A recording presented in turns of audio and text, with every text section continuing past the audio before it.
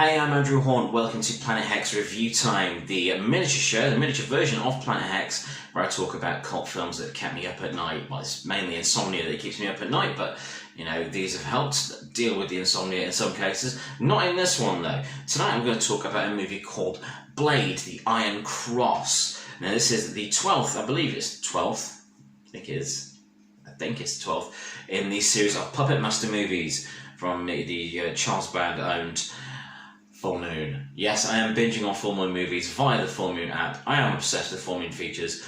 I would love to write Full Moon one day, but you know, that's another video. Incidentally, check out my video on I want to write for Full Moon features here on my channel elsewhere, and my review of their Necropolis Legion release as well. So, like Necropolis Legion, Blade the Iron Cross is part of the Deadly 10 project, which is 10 movies, which were live broadcast, which were live streamed. The whole making of them was live streamed online via the Deadly 10 website, and this is the product of one of those sessions of filmmaking. So it's another short one, like Necropolis Legion. It's only an hour and 10 minutes, this one. However, this is a solid entry in the Puppet Master franchise, and I do recommend that fans of the franchise give it a watch. And if you've only seen the first couple of movies, where the first one, which was produced by, I think it was produced by Empire Pictures when Empire was still around, had slightly higher production values than some of the sequels, but they are eminently watchable. They're fantastic if you love a bit of straight-to-video goodness, as I do, as you can probably tell from my what I'm known for. This is a great film. It's great fun. There is one issue I have with it, but we will get to that.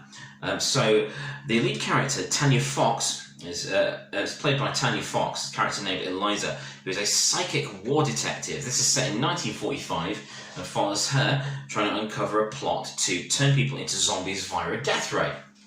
Of course, along for the ride is Blade,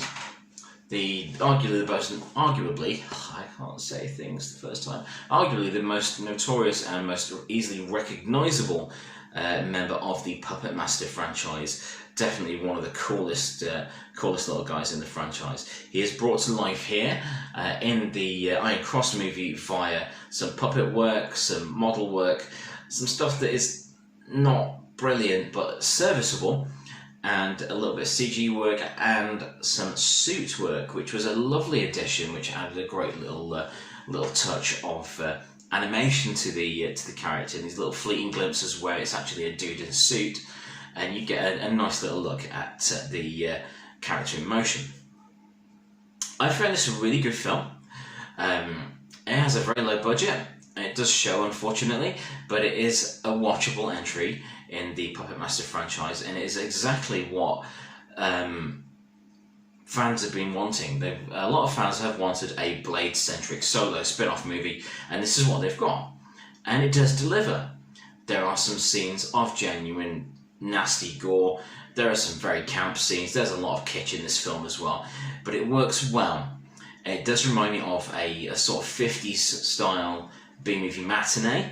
It has a really fun sort of tongue-in-cheek atmosphere, but it does also have some really creepy dark moments as well. Now, the issue that I have with it, despite it having some pretty strong direction, good script, some surprisingly effective production values for such a low-budget movie, and a solid cast. It's not the best cast in the world, but I did enjoy watching their performances. I mean, Tanya Fox's Eliza is excellent. She's a superb lead.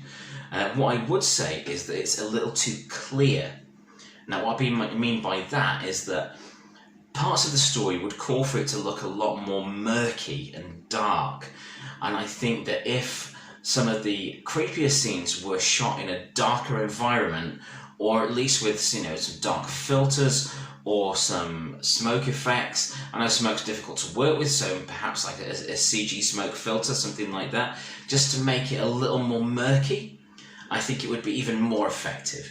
On the whole, though, I would give Blade the Iron Cross a solid 75 to 80 out of 100. Didn't really intend to start marking things out of 100, but hey, I think I've just started doing it there. I would give it that score. It's watchable. It's a great way to pass an hour and 10 minutes. Granted, only about an hour of that is movie because of all the credits and the and so on. But it's watchable, it's great fun, it's everything you could want from a Puppet Master sequel. I think that sums it up nicely. Thanks for tuning in to Planet Hex Review Time. That has been Blade the Iron Cross, which is viewable now on filmandfeatures.com. It's also available through Amazon Prime and the Full Moon app and all the other outlets that you might want to check out there.